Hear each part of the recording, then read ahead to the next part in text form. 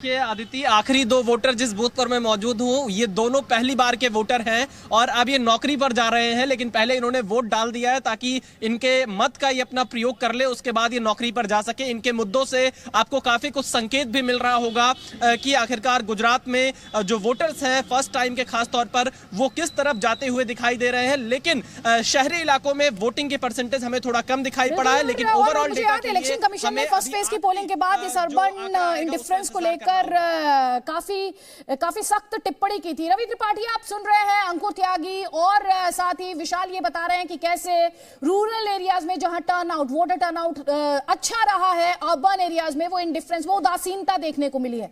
एक तो ये आप जिन पोलिंग स्टेशंस पर गए वहां पर आपको क्या देखने को मिला, और दूसरा इसके मायने क्या निकाले जाए, किसे फायदा और किसे नुकसान?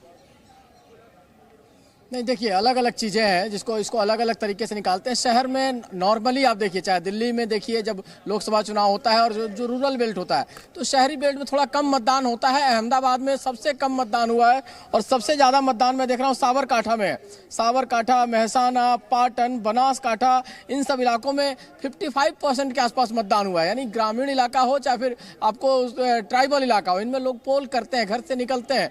शहरी में लोग एक यहाँ एग्जाम्पल बता रहे थे कि शादियों का सीजन चल रहा है और इस शादी के सीजन की वजह से कहीं ना कहीं कुछ लोग कम आए हैं क्योंकि बाहर चले गए हैं शादी की वजह से। कुछ लोग हैं, देखिए तमाम यहाँ लोग हैं जो बैठे हुए हैं। वोट डाल दिया था आप लोगों ने, क्या रिपोर्ट आई? आप लोग खड़े तो होइए, उठने में किसी को दिक्कत है तो बताइए, तो उठ के आइए, बताइए क्या रिपोर्ट आ रही है। आप लोग वोट डाले, क्या आपके बूथ पर ही नारायणपुरा जहाँ अमित शाह ने वोट किया, कितना % के आसपास पोल हुआ? अभी 55% के करीब आ गया है, 55 से 60 के करीब। आपको क्या लगता है परसेंटेज क्यों कम हुआ अहमदाबाद में? ये शादी का माहौल है, उसकी वजह शायद लेके हुआ है, क्योंकि शादी की सीजन चल रही है। निराशा का माहौल तो नहीं है कि बीजेपी सरकार? नहीं, बीजेपी के लिए कोई सवाल ही नहीं उठता है। अच्छा, कोई सवाल नहीं है, कोई सवाल नहीं है। नहीं, ओनली बीजेपी। देखिए ये तमाम नौजवान भी हैं, लड़के लोग जो इन्होंने पोल किया। भाई इधर आइए, क्या लग रहा है पोलिंग का डिटेल्स लेकर आए आप लोग अभी तक? अंदर से क्या डिटेल्स रहा? अभी लेके आया ना। क्या है डिटेल्स? यहाँ पर कितने टोटल वोटर हैं? टोटल 1300 वोटर है, उसमें से 765 वोट पड़े। अच्छा, इसका मतलब कितना % हो गया? 55 के आसपास हुआ? 55, 60, 65 के ऐसा। उसमें ऐसा है कि जिस लोगों की डेथ हो चुकी है उसके नाम अभी कम ही नहीं हुए हैं, और आउट ऑफ इंडिया है उसके भी नाम इसमें है। कम पोलिंग हुआ शहरों में, क्यों होता है ऐसा? हो आप लोग इतना कंपेन करते हो, पीएम मोदी यहाँ वोट किए, अपील किए, अमित शाह का वोट यहाँ था, अपील किए, बावजूद इसके कम क्यों वोटिंग हो रहा है? नहीं सर, ये गलत बात है बिल्कुल सर। इस बार वोटिंग कम होने के 2 कारण है। एक तो अभी शादी का सीजन है सर, तो काफी सारे वोटर्स बाहर गए हुए जो अभी अवेलेबल नहीं है वोट देने के लिए। और सर दूसरा रीजन ये है कि जो डेथ हुई थी तो उनके अभी तक मतदार यादी में से नाम निकले नहीं है, तो उसका भी वो रिजल्ट पे थोड़ा असर पड़ रहा है। बाकी आप ओवरऑल देखिए, अलग अलग रीजन बता रहे हैं लोग कि कुछ जो वोटर है वो कह रहा है, एक तो कह रहा है कि शादी का सीजन है, दूसरा कह रहा है कि जिनकी डेथ हो गई है उनके नाम अब भी वोटर लिस्ट में मौजूद है।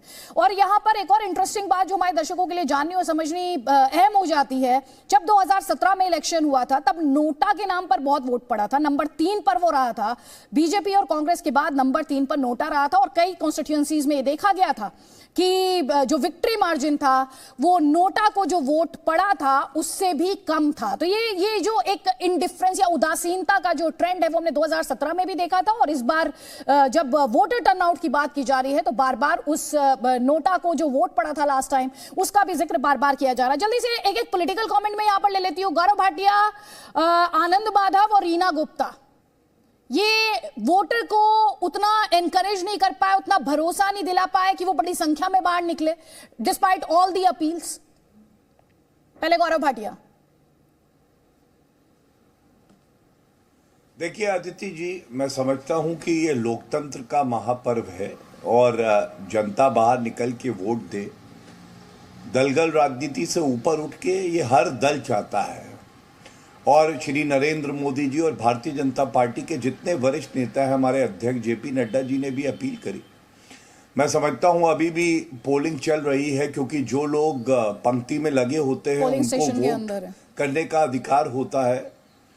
फाइनल जो है वो अभी फिगर आया नहीं है, हमें इंतजार करना चाहिए। लेकिन एक बात भारतीय जनता पार्टी की तरफ से जरूर कहूंगा कि जिस तरह से एक विश्वसनीय नेतृत्व, एक मजबूत विचारधारा और एक कुशल संगठन भारतीय जनता पार्टी के पास है, हमने तो प्रयास पूरा किया कि हम एक एक व्यक्ति के पास पहुंचे। ये ना सोचे कि वो किसका वोटर है। हम उससे बातचीत करें, संवाद करें और उसको प्रेरित करें कि वो पोलिंग के लिए जाए। मैं समझता हूं जब सारे आंकड़े सामने आएंगे तो इतिहास जरूर बनेगा और ये जीत हर नागरिक की है। हमारे मतभेद हो सकते हैं, विचारधारा अलग हो सकती है, लेकिन इसमें इलेक्शन कमीशन ऑफ इंडिया ने भी जिस तरह से कुशलता से इलेक्शंस को कंडक्ट किया है वो भी बधाई के पात्र है। और उन पे उंगली उठाते हुए कांग्रेस पार्टी फिर हमला करती है, ये दिखाता है कि वो निराश और हताश है और अपना ठीकरा फोड़ने के लिए फिर से उन्हें इलेक्शन कमीशन ऑफ इंडिया मिला है और आगे ईवीएम मिलेगा। ठीक है, आप जल्दी से जवाब ले लीजिए आनंद माधव। देखिए, ऐसा है कि हम न निराश है न हताश है और सच्चाई ये है कि इतिहास निश्चित रूप से इस बार बदलेगा, गुजरात में ही बदलेगा और हिमाचल में ही बदलेगा और उसका नतीजा सब लोगों को सामने में देखने मिलेगा। ये बात भी सही है कि जैसा कि गौरव भाई ने हमारे बताया कि 365 दिन ये चुनावी मोड में रहते हैं, ऊपर से लेके नीचे तक, लेकिन इसके बावजूद प्रधानमंत्री और गृह मंत्री के क्षेत्र में जो मतदान हुआ है उसका परसेंटेज बताता है कि कितना लोगों का रुझान उनके प्रति है। जो कम हो गया है ये बिल्कुल स्पष्ट दिख रहा है। ये बात अलग है कि आज भी उनके दर्शन 2.5 घंटे कई टीवी चैनलों ने कराए जब वोट देने के लिए वो आए थे।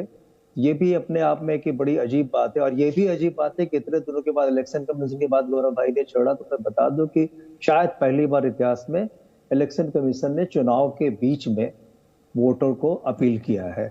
तो ये समझने वाली बात है कि इक्वेशन कहाँ क्या काम कर रहा है और कैसे कौन क्या काम कर रहा है। ऐसे नतीजे हैं, नतीजे जब तक नहीं आते तब तक कोई भी कुछ बोल सकता है, लेकिन ये बात भी सच है जो जनता हतोत्साहित है वो हतोत्साहित क्यों है, क्यों नहीं मतदान कर रहा है, इसके पीछे भी देखना पड़ेगा कि क्यों नहीं मतदान कर रहा है, क्यों परसेंटेज कम होते चले जा रहे हैं। कारण साफ है कि वो निराश हो चुके हैं। जिस तरह की परिस्थितियां बनी हुई है गुजरात में उससे बिल्कुल निराश हो चुके हैं, इसलिए वो छोड़ दिए हैं जो जिसको जो जहां है वो अपना काम कर रहा है।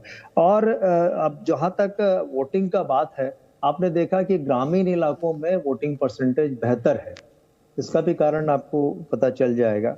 और जैसा कि मैंने पहले ही कहा कि परिस्थितियां जो बदली हैं उसी हिसाब से रेड भी पड़ते हैं और वो मौका देख के पड़ते हैं, ताकि 5 तारीख को लोगों को संदेश चला जाए कि अगर मतलब अभी भी नहीं सुधरे तो तुम्हारे घर में भी हम आएंगे।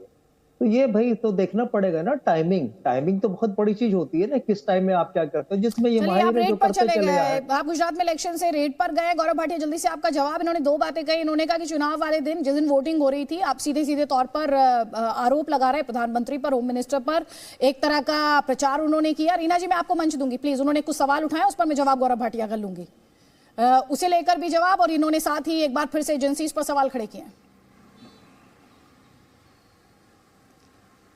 अदिति जी, सबसे पहले तो देखिए, प्रधानमंत्री जी पे आरोप लगाना ये तो इनकी फितरत है। ईवीएम को बताना कि ये हैक हो गई है, इलेक्शन कमीशन ऑफ इंडिया पे उंगली उठाना, ये इनकी आदत है। लेकिन अगर आप लोकतंत्र का हिस्सा हैं, एक राजनीतिक दल हैं, तो आपकी जिम्मेदारी है जो संवैधानिक व्यवस्था है उसके तहत आप इलेक्शन कमीशन ऑफ इंडिया में शिकायत करिए। सर्वोच्च न्यायालय है, माननीय उच्च न्यायालय है, उसमें जाइए। लेकिन केवल अनर्गल आरोप लगा देना और बाद में उस झूठ का पकड़ा जाना, जैसे राफेल में राहुल गांधी ने झूठ बोला और माफी मांगनी पड़ी, यही कांग्रेस पार्टी का असली चरित्र बन गया है। दूसरी बात मैं एक बात और कहूंगा, प्रो इनकम्बेंसी शब्द जो है उसका इस्तेमाल हुआ क्योंकि भारतीय जनता पार्टी की सरकार थी और उसने काम किया। और पिछले जो 5 विधानसभा चुनाव हुए थे, याद करिए आदित्य जी, 4 में भारतीय जनता पार्टी की सरकार थी प्रदेशों में, 1 में कांग्रेस की थी। बीजेपी ने 4 प्रदेशों में पुनः जीत दर्ज कराई और इतिहास रचा, और कांग्रेस पार्टी के पास पंजाब था, वो पंजाब में भी सुपड़ा साफ हो गया। ये फर्क है।